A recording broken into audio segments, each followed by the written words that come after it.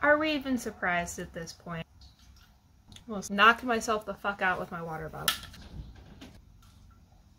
You guys all know why we're here. Nobody is surprised because apparently the only content that I make for my channel is stuff about Star Wars and stuff about Cobra Kai. So that's just my theme now and I'm sticking with it. Today we're going to be talking about season 5 of Cobra Kai. So this is not my first time at the rodeo here. This is my third video now on my channel that I am making about Cobra Kai, the television series. I made a video where I did a tier list talking about the characters from Cobra Kai through season 4 and ranked them based on whether or not I think I could beat them in a fight. And then I made a trailer reaction video to some of the first look images and trailers to season 5 of Cobra Kai. I made some predictions and analysis and things like that. And today I was planning on just sitting down and doing a reaction and review of season 5 as a television series. But as I was rewatching it for the purposes of making this video, I kind of was noticing with some of these characters that my initial ranking for how I categorize them for whether I could beat them in a fight, because, you know, I'm a washed up second degree black belt, I was thinking about my initial rankings for some of these people, and I feel like they've changed drastically from season 4 to season 5 just based on what we've seen in this new season. So what we're going to do is we're going to do two things. I'm going to do my review of season 5, talking about the show, what I liked, what I didn't like, and doing a little bit of an analysis. And then I'm going to go and make a new tier list talking about these characters, whether I could beat them in a fight, but only looking at ones that appeared in season 5 and talking about their capabilities and what I've seen from them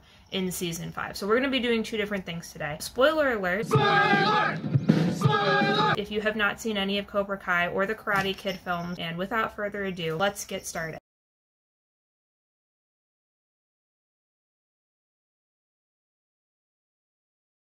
So in my trailer reaction video for season 5, I made the prediction that Cobra Kai season 5 would be chaotic, violent, and a whole lot of, well, I don't know, just a whole lot of being a lot. And after watching the season twice now, I have come back to report that I was absolutely correct. This season was chaos in the form of Netflix streaming content. The whole karate gang war concept that we started to see in seasons 3 and 4 has now transcended into full-fledged karate apocalypse or karate world domination, whatever you prefer to call it. It was really quite something. And yet, as over the top as the concept was for season 5 and as chaotic as a lot of things tended to be, I kind of fucking loved it. In fact, I would venture to say this was one of my favorite seasons thus far. Season 5 picks up right around the time where Season 4 leaves off. Johnny and Daniel are forced to shut down their schools to keep up their end of the agreement with Cobra Kai, and the rest of their students have to come to terms with the fact that Cobra Kai managed to actually win the tournament. Meanwhile, Cobra Kai is spreading like crazy across the valley and is opening location after location, not to mention absorbing already existing karate dojos so there isn't any competition anymore. Daniel makes the decision on the one hand to close Miyagi-Do, but at the same time calls in Chosen from Japan to help him in exposing Terry Silver to the rest of the world as a fraud and a dangerous lunatic who should not be trusted teaching children. And so the first few episodes of Cobra Kai season 5 kind of focus on Terry and Daniel going tit for tat back and forth with one another over their deep-seated karate beef. Things kind of come to a head in the middle of the season when Terry violently beats the hell out of Daniel, and the characters come to the shocking realization that Terry has big plans to enter Cobra Kai into the largest international karate tournament in the world, which would mean putting Cobra Kai on a global stage. This terrifying revelation prompts everybody to come back together and take Terry Silver down once and for all. Both Miyagi-Do / Eagle Fang and Cobra Kai enter themselves into consideration before this international karate panel to be admitted into the tournament, with both schools eventually getting invitations to participate. Meanwhile, Miyagi-Do students are conspiring ways to expose Cobra Kai for some of their wrongdoing. They decide that they want to upload footage of Terry Silver admitting to Tory to cheating in the tournament to secure Cobra Kai's victory, but before they can get it uploaded, an entire brouhaha of a karate battle ensues, and it's just an absolutely delightful and overwhelming masterpiece of chaos. I mean, it is art.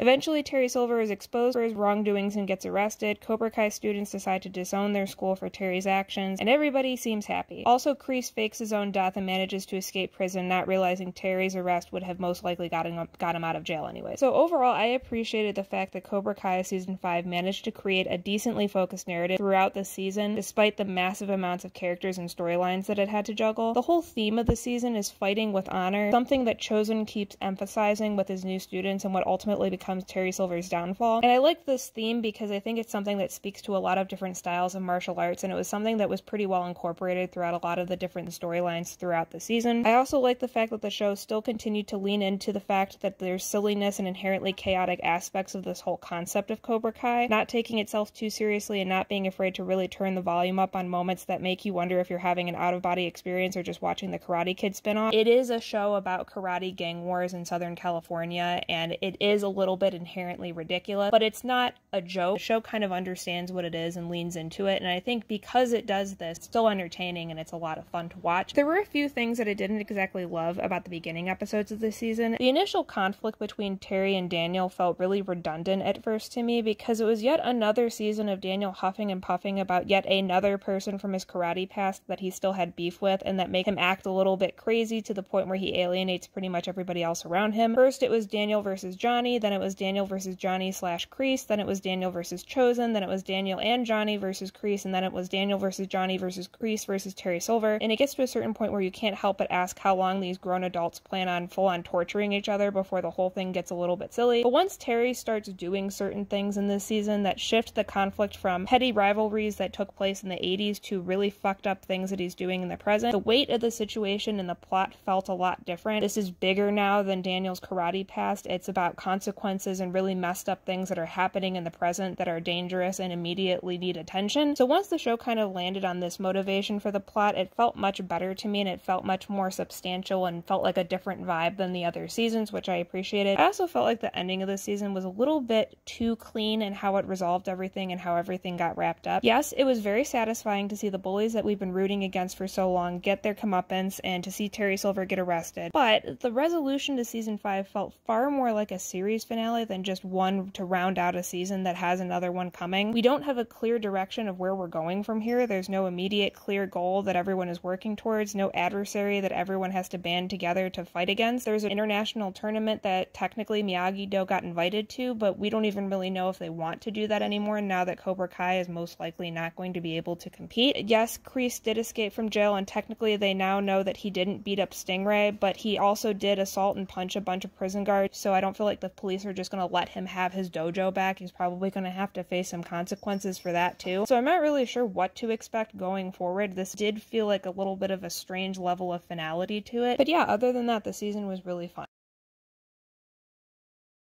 So a lot of the times when shows have been on for a few seasons, they run into these issues of having too many characters or too much to accomplish in a short amount of time. But for as many characters as there were in season 5 of Cobra Kai, for some reason I didn't really feel this to be a major issue. In fact, I think the script handled it pretty well. I think the writers successfully identified which characters needed to have time spent on them and which ones could kind of be put into the background a little bit more. Hawk, for example, had a really great story arc in seasons 3 and 4, and while he was definitely present this season, he wasn't focused on quite as much, and I think that was actually a really smart choice because we've already seen him, we've already dealt with his arc, we already know what he's about, and it was a good decision to allow other characters to get the spotlight more so than others that we've seen before. I also appreciated the fact that this season managed to resolve some of the very long-standing disputes between certain characters that have existed in the show from its inception. Had they continued throughout the end of this season, I think it would have really started to bug me. Miguel and Robbie, for example, and this is something that I mentioned in my trailer reaction video, were given a chance to work out their differences this season and become quasi stepbrothers / somewhat friends. Tory and Sam also somewhat set aside their differences, maybe not as well as Robbie and Miguel did, but they still managed to gain some common understanding with each other and work together to take down a common enemy. Even Johnny and Daniel made it through this entire season without trying to strangle each other, and that's really saying something. All of it felt really satisfying to watch, and I appreciated the fact that the show acknowledged that there were bigger adversaries at play, and we couldn't really spend a lot of time on these stupid little petty squabbles that we've seen revisited over and over and over before. In my mind, there were 3 major standout characters this season as far as character development goes. So Chosen stole the entire fucking season. His participation in this story became one of the more compelling and essential aspects of the season 5 narrative. Chosen was equal parts endearing, hilarious, terrifying, and surprisingly insightful. I appreciated the fact that this season turned him from a formerly unhinged attempted murderer to a fiercely loyal martial artist trying to make up for his past mistake. I don't know who I need to thank at Netflix for giving me a scene where Chosen and Terry Silver fight each other with katanas. So in the past, I used to think of Tory as one of the few characters in this series that was pretty poorly written. It's pretty clear that the writers wanted people to like Tory and in early seasons and kind of justify her behavior with the fact that her upbringing was difficult, but never once in the prior seasons of watching this show did I ever feel bad for this girl. Ever. She was always like frothing at the mouth, angry at all times in every single situation, and she would do absolutely fucked up things and hide behind the fact that her challenging home life was a way to make her feel justified in her decision. But after watching season 5, I have to say that I finally think the writers got Tori right. I like this version of Tori because she's finally having to look inward and question the things that she thought she knew, the people she thought she could trust, and really has to handle the weight of a rather unique and difficult situation in this story. She's feeling hurt and betrayed by Cobra Kai, terrified that she's stuck in a situation she can't really leave, and is relying on somebody who's locked in prison and who may or may not be using her for his own personal gain, all while keeping this from everybody else in her life. It's pretty compelling. Plus, they managed to make her not quite as outrageously angry all the time and injected a little bit more humanity and poise into her performance, and I think overall it was a massive improvement, and I gotta give props and credit where credit is due. Every season I'm continuously impressed with the depth that the show gives this former quintessential 1980s bully from the original Karate Kid, and season 5 was no different. Johnny's arc this season was one that was fitting, well-deserved, while still being the classic, chaotic, and probably concussed Johnny that we all know and love. Seriously, this man has hit his head a lot. I feel like it's kind of alarming at this point.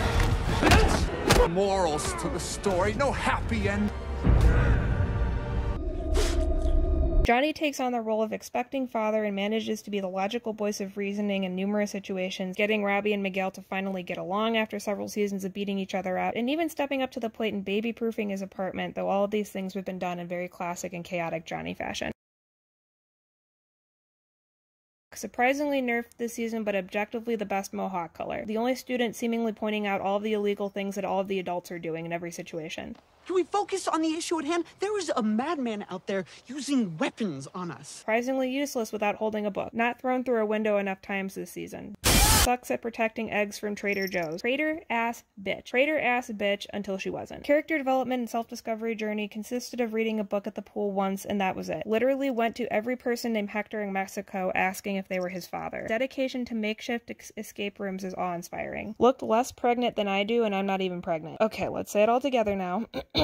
Amanda LaRusso deserves better. Really bad at bar fight. Also really bad at bar fight. I genuinely fear this man. Kinda deserves to be bullied. Kind of deserves to bully, but I also don't fuck with bullies, so it's kind of not cool. Beta as hell. Genuinely fear her, but I also have better eyeliner than her. Criminally underused this season. Prison murderer. Seriously, how is nobody talking about this? Managed to not paralyze anybody this season. 1000% will never see out of either of his eyes ever again. Beats the shit out of minors and none of the adults bat a fucking eye.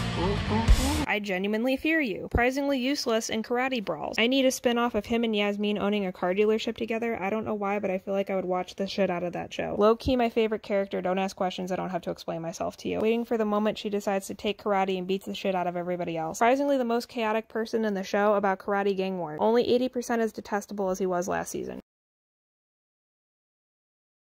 I have been noticing in a lot of the videos that I've been making lately that I can hear my cat and her little jingle bell on her collar just constantly jingling at all times when I'm talking and trying to film videos. I don't know why she decides to wait until I sit down with my tripod and press record on my phone to start acting like a fucking lunatic, but if you hear like really chaotic cat noises or the sound of me losing my security deposit in any of my videos, that is what you're hearing. So I have my categories here. This is a template that I did not personally make. There are some characters that I've noticed that are not here that I thought would be, just specifically characters from season 5. I made my own categories, but the characters are not ones that I was able to edit or add or remove. So my categories that I have for this tier list are the same that I had for my last video, but I've added 2. In the middle, I have draw. Step up from that would be it's a fair fight, but I ultimately win. Step down is a fair fight, but I would ultimately lose. Step up, I would easily win, and then I would easily lose. I would die, and then on the flip side would be gonna cry. Gonna cry? And then the new categories that I added were pregnant and chosen. And if you've seen season 5, I have a feeling you'll probably understand what I'm talking about with those. Let's get into this tier list here. Amanda LaRusso. So I think in my last video, if I remember correctly, I put her in fair fight, but I would win, mainly because I felt like she would probably have known some bit of karate from Daniel LaRusso because he makes everybody in his life take karate because that's all he ever cares about. And she generally seems pretty athletic, and she had the balls to slap John KREESE in the face without flinching. Kind of made me think that she would be pretty tough. After seeing this season, I don't think Amanda's very tough. In one of the episodes early on, she gets into a bar fight with some like rabid middle-aged women in Midwestern Ohio. So they basically start a bar fight and she immediately gets put in like a headlock or something, and she has to have Samantha come and save her from these ravenous middle-aged white women. It kind of indicated to me that she really does not have any fighting skills. Maybe she's like terrifying in the sense that she could mentally and psychologically destroy you. As a fighter, I think I was overstepping when I said that it would be a fair fight. I think I would kick Amanda's ass. So this is mid. I didn't know his name was Mitch. I thought it was just penis breath, like legally I thought that was what his name was. I'm gonna probably stick to what I said last time. I don't know if I put him in easily win or gonna cry. He technically has some capabilities as a martial artist. Seems like he also is put in situations where he just get the shit kicked out of him constantly. So I would say I'm gonna put him in gonna cry because he doesn't seem that smart or that talented, and I'd probably kick his ass. Robbie Keene. So we have like a couple things to go off of with Robbie. I think he had a couple good fights in Mexico. I think he helped Johnny fight those like Australian scam artists that were hanging out on the beaches of Mexico. He also fought against Miguel, who was also another very strong contender as a fighter. And I think Miguel actually kind of ended up beating him a little bit. I think he had him on the ropes, but then Miguel decided to not push him over a balcony because, you know, it's kind of an uncool thing to do. I think I put him last time and I would easily lose. And I think I want to feel comfortable putting him in that category again because we see him succeeding quite a bit in a lot of fights. Actually, would it be a fair fight? Well, I mean, too, Robbie also does know Cobra Kai and Miyagi-Do karate, so he knows how to block and he knows how to like use blinding rage against his opponents.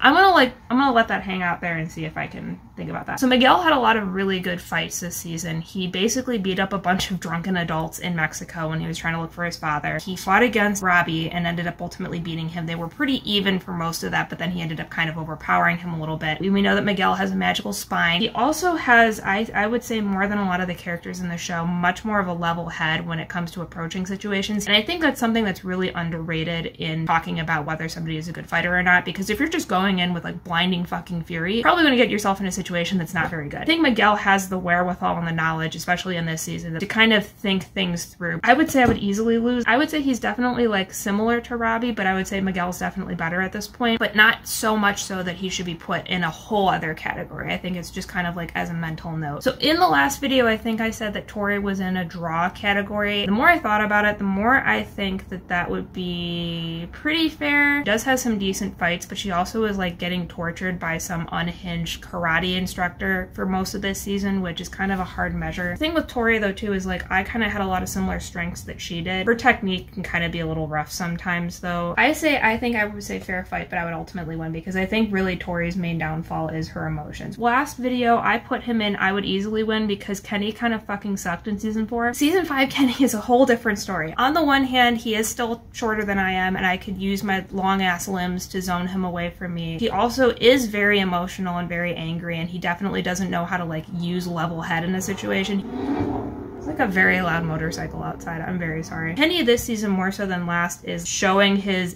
dedication to wanting to be better at martial arts. He's much more dedicated and devoted to Cobra Kai than maybe he was in season 4 because he sees that it's making him powerful. And I think he's also showing that he's not being kicked around quite as much as he was willing to be in season 4 because he's realizing he doesn't have to be. He doesn't have to listen to these idiots. He can be the one that's like kind of in charge of the situation. I do think I would probably win at the end of the day because he is still like a stupid kid. I would say it wouldn't necessarily be an easy victory because I mean after all Terry Silver also like taught him an ability that basically can cut a hole through somebody's fucking rib cage, so I feel like as long as I kind of like stiff arm him a little bit I'd probably be fine. John Kreese, I would absolutely die. There's no way. He committed prison murders. I don't know why we're even discussing this. Dimitri, and I will say like I acknowledged in my last video, Dimitri has come a long way in terms of his capabilities. He was weak as hell in the first 3 seasons, but in season 4 he started enjoying martial arts. He started feeling more confident in his abilities and you see him get relatively far in the tournament. Season 5 we don't see quite as much as Dimitri, but we see kind of similar vibes from what we've seen in season 4. He's capable, he's maybe still not the most confident. I would say I would still put Dimitri and easily win. Bert, definitely gonna cry. I have not really seen anything different from Bert for make me thinking otherwise. I do love Bert, but like I have never seen Bert win a fight. So Scary Lady would kill me. No. She's like torturing people, she's like 2v1ing people, she's intelligent, capable of going toe-to-toe with some of the best fighters in this entire series. I do not want to fuck with this woman, and she's ruthless, so she would 100% kill me. I think this is one of the instructors, and because they're not all represented here, I mean, I cannot tell you how devastated I am that Eye Patch isn't represented on this chart. I'm gonna kind of like lump them all together in a general category. I would say I could probably see myself easily losing because they're disciples of Scary Lady, and we've seen in some situations where they're able to kind of like fend off Chosen and Johnny at the same time. I would say I would easily lose because they kind of have like crazy torture karate training that they've had to go through and I just haven't done that. Louis, I think I put gonna cry. before, and I will put him in there again. So this is Hector, this is Miguel's father, and let me just say, in my trailer reaction video, I made a comment like, is Miguel literally just gonna walk around Mexico looking for his father? And that is exactly what Miguel did in season 5. He literally walked around asking people if they knew Hector, as if they're not like more than 3 people in the entire country of Mexico named Hector. And the second one that he ran into happened to be his father, and I'm like, what? Like, what are we, like, how did you find Hector? We don't really have a lot of data on in terms of whether he's a good fighter or not. We do know that Hector is crazy, and we do know that Hector is like a little unhinged when he feels threatened. Because I don't really have a lot of information about him, I'm gonna put him in draw. I don't think he's necessarily like super skilled and talented, but I do think he has certain connections where he would like make sure that I wound up in a body bag at some point. Get him a body bag! Yeah! Okay, I don't know what the hell I was thinking when I did my last video. When I did my last video, I put Kyler in fair fight, but I would lose, because in the past we've seen him as being athletic, we've seen him as being generally good at a lot of different sports. That's why he was recruited to Cobra Kai in the first place, but he's pretty stupid. After watching season 5, I don't know if it's like him headbutting an entire pile of cement or what, but Kyler is like really fucking bad. His technique is horrible. He constantly loses. He's beta as hell this season, and he never wins in a fight. He is just generally all around bad, and he's so dumb it makes me want to cry. Gonna cry? So I'm gonna put him, I know this might sound kind of crazy because he used to be like Miguel's main competition, but I think he's gotten considerably worse since then. So I'm gonna actually put him in easily win. Anthony LaRusso.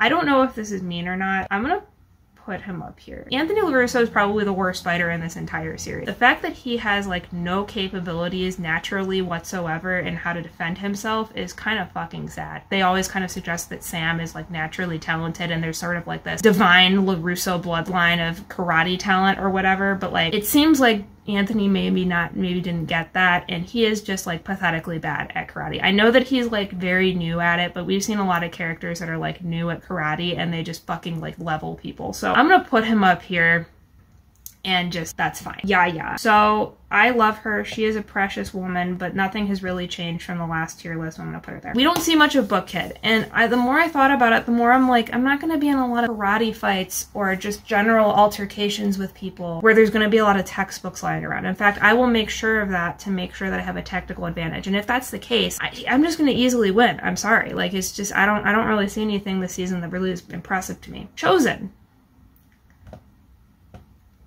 Okay, I have decided after watching this season that Chosen is the best fighter in all of Cobra Kai. I am sticking by that. It's kind of close. I would say objectively he and Terry Silver are the best. I would say Chosen is objectively better because Chosen has a much healthier outlook on his martial arts and how he defends himself and how he chooses to conduct himself in practicing karate. And I know that doesn't sound like a lot. I know it doesn't sound like anything that's going to help you in a fight. Martial arts is like a comprehensive training. It's not just about your body, it's about your mind, it's about how you look at the world, how you look at certain situations. It's a way of life. And I think Chosen has that down way more than Terry Silver does. And I know you might be thinking, yeah, well, Terry Silver beat Chosen at the end of the last episode, and yeah, he technically did leave him in a pool of his own blood, but that was after Chosen was A, drunk off of his fucking ass, and B, already beat up a ton of other of like Terry Silver's lackeys inside. So I would say if we had the appropriate equal conditions here, Chosen would still kick Terry's ass. I was a little bit disappointed in his involvement in this show. So he had a little scuffle with Daniel in the first episode that he was introduced. I think it was like episode 2 or 3. And he was, you know, he was competent, whatever. He seemed still with it, kind of. He also was wearing like a vest and a 3-piece suit, so like, but when he decided to go with Chosen and Johnny to confront Terry Silver, he was not drunk. He immediately gets knocked out, like within 5 seconds. And that kind of like, I don't know how I feel about that. So I'm gonna say fair fight, but I would lose because I feel like there's still some of that unhinged energy still within him. I mean, he did kidnap a bunch of people that he incorrectly assumed burnt down his furniture store, but I don't think he is quite as good as everyone else. Daniel LaRusso. So I put Daniel, and I would easily lose last time, and I think I'm gonna put him there again. I don't think he is quite the most powerful person, and yes, he did defeat Terry Silver, but Terry Silver had been like fighting people and got stabbed by a sword like a couple hours before. I think he's very talented. I like his style of karate this season. I think it's a little bit more balanced. I think he's objectively very talented. And he's won a lot of fights against a lot of people this season, but he also got his ass handed to him quite a bit. So similarly to Tori, I feel like they're pretty similar in their skill levels and their capabilities, but I'm quite a bit more tall than Sam. But I think this season she was a little bit all over the place, kind of feeling drawn in a lot of different directions. And I think just as a general observation, Sam does not handle adversity well. I'm also going to put her in fair fight, but I would win because I think she's objectively very talented, but she's also like a little bit inconsistent. Hawk, I think I said he was one of the best fighters in my last video, and I still think he's probably one of the best kid fighters. This season they kind of nerfed Hawk a little bit. Like, he had a great arc in season 3 and 4, and they spent a lot of time on that, rightfully so, and I think they did a great job with it. But this season we didn't see quite as much of him. That's fine. So Hawk fought in the little preliminary round that would determine whether Cobra Kai or Miyagi-Do would go to this international tournament. He represented the boys. He like did a decent job, but Kenny used some like superhuman bullshit move on him, and also Terry Silver once again bribed the referees into calling certain calls against Hawk. I'm gonna put him in I would easily lose, quite as sharp as he used to be, but I think he's still very good. I can't help but respect it. I have come to a realization about Johnny after watching this season in its entirety. If Johnny drank more water and wore sweatpants when he was anticipating fighting somebody in karate instead of wearing jeans, I think Johnny could like invade countries by himself and just like wipe everybody out. Johnny is like indestructible. He has this ability to just get his head smashed into the ground 1,500 times and still pop up and just punch somebody in the dick and just walk away like it was nothing. He was drunk off of his ass and managed to like 1v5 a ton of people. He's just a fucking force of nature. I cannot believe some of the things that he does sometimes. I'm gonna move him up from I would easily lose, which was where I put him last time, to I would die. Yasmine. Similarly to what I said before, I said that if we taped her mouth shut and she couldn't emotionally destroy me with her words, that I would easily kick her ass, and I want to stand by that again. I feel like that's the same energy from her. Stingray. I think the last time I put him in I would easily lose, and after seeing what he did to those poor children in the last episode of season 5, I would say that he is also like Johnny, where he is a one-man army. Countries would just collapse if he invaded. Devon. I was kind of disappointed in Devon as a fighter because I kind of figured, because she's so good at everything, that if she just put her mind to it and trained, that she would just be exceptional after a couple weeks, because when she trained in the All Valley tournament, she had only been doing this for a short period of time. After watching this season, I think that Devon is still in the category of I would easily win, because I think she's kind of arrogant, she's a little bit immature, she doesn't really understand. I don't think that she kind of has the poise that would be necessary to do well in the fight. Who is that? Is that? I think that might be the fighter, like the MMA fighter. Yeah, no, he would kill me. Terry Silver and Chosen are the two best fighters in the entire series. I do think Chosen is a little bit better than Terry, because Chosen had like so much alcohol in his system and was like fighting a ton of other people before he even got to Terry, and even then Terry struggled quite a bit to take Chosen down. In general, you see the way that Terry Silver does martial arts. He's very quick, he has very long limbs, and he beat the shit out of Daniel, just straight up. He just beat the hell out of him without even batting an eye. I think Daniel landed 1 or 2 hits on him. I'm gonna put him in Chosen's category, but let's just keep it straight that we're not calling it the Terry Silver category. We're calling it the Chosen category. I put her in Gonna Cry before, and I'm gonna stick by that again. She's a pacifist. There's really nothing that she would want to do to hurt anybody. Anu, he got punched by Louis, probably one of the most incompetent people in this series. So I'm gonna put him in the same category again. And because I, 1, would never want to hurt Carmen because I love her, and 2, because she's pregnant, I'm gonna throw her up here with Anthony LaRusso. So that was my list. I would say that I think I still feel pretty confident about everything that I'm seeing here. I mean, the vast majority of the people on the bottom of the list are like trained assassins, essentially, who torture children for money. So I'm feeling pretty confident that I can still whoop some serious ass in the Cobra Kai franchise. I hope you guys like this video. If you like it, make sure to like and subscribe, and leave a comment if you want to let me know what you think of Cobra Kai Season 5, what you think of my tier list, if you think you could beat me up, but also please don't do that because I'd probably cry if you tried to beat me up. And in the meantime, I'm gonna go pay attention to my cat, because otherwise she's gonna murder me in my sleep. So goodbye.